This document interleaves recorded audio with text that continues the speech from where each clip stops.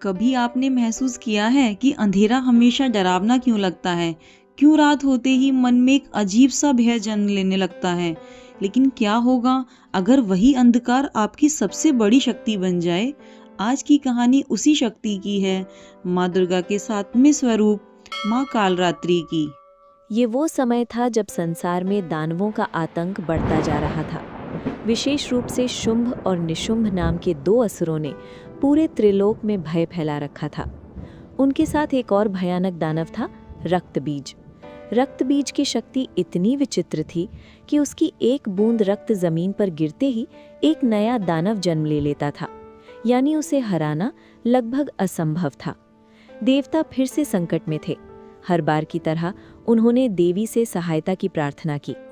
तब माँ दुर्गा ने अपने भीतर की एक ऐसी शक्ति को जागृत किया जिसका रूप देखकर खुद दानव भी कांप उठे। वो थी माँ कालरात्रि। उनका स्वरूप अत्यंत भयानक और रहस्यमय था। उनका रंग काला था, बाल खुले हुए, आंखों में अग्नि की ज्वाला, गले में बिजली की तरह चमकती माला और सांसों से निकलती अग्नि। उनका वाहन गधा था और उनके हाथों में वज्र और खड्ग थे, जबकि बाकी 2 हाथ अभय और वरद मुद्रा में थे।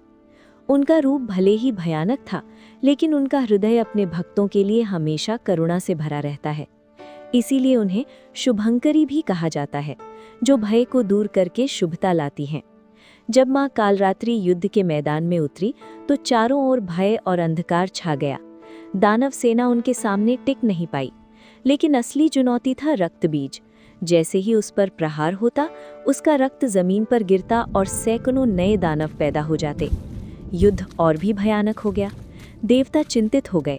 अब क्या किया जाए? तब माँ कालरात्रि ने अपनी अद्भुत शक्ति का प्रयोग किया। उन्होंने एक ऐसी योजना बनाई जिसने पूरे युद्ध का रुख बदल दिया। जैसे ही उन्होंने रक्तबीज पर प्रहार किया, उन्होंने उसका सारा रक्त धरती पर गिरने से पहले ही पी लिया। एक एक बूंद उन्होंने अपने भीतर संभाली। अब ना कोई नया दानव जन्म ले सकता था और ना ही रक्तबीज बच सकता था। अंततः माँ कालरात्रि ने रक्तबीज का अंत कर दिया। इसके बाद शुंभ और निशुंभ भी माँ की शक्ति के सामने टिक नहीं पाए और उनका भी वध हो गया।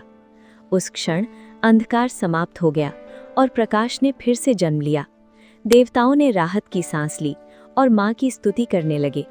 नवरात्रि के 7वें दिन माँ कालरात्रि की पूजा की जाती है। ये दिन हमें सिखाता है कि असली शक्ति डर से भागने में नहीं, बल्कि उसका सामना करने में है।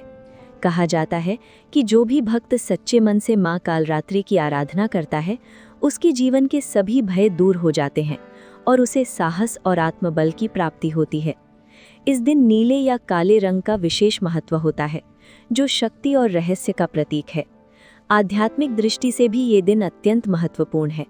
ये सहस्रार चक्र से जुड़ा होता है, जो हमारे सिर के शीर्ष पर स्थित होता है और आत्मज्ञान तथा ब्रह्म ज्ञान का केंद्र माना जाता है।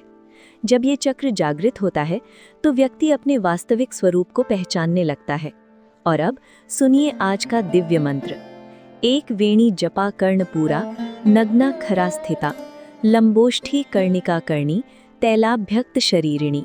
अगर इस पूरी कथा को आज की जिंदगी से जोड़कर देखें तो माँ कालरात्रि हमें यही सिखाती हैं कि अंधकार से डरने की जरूरत नहीं है, क्योंकि वही अंधकार हमें अपनी असली ताकत से मिलवाता है। जब हम अपने डर का सामना करते हैं, तभी हम सच में मजबूत बनते हैं। तो इस नवरात्रि माँ कालरात्रि की पूजा करें और अपने भीतर के हर डर को समाप्त करें।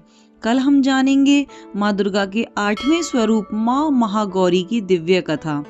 अगर आप इस पवित्र यात्रा का हिस्सा बनना चाहते हैं तो धर्मावा चैनल को सब्सक्राइब जरूर करें। जय माता दी।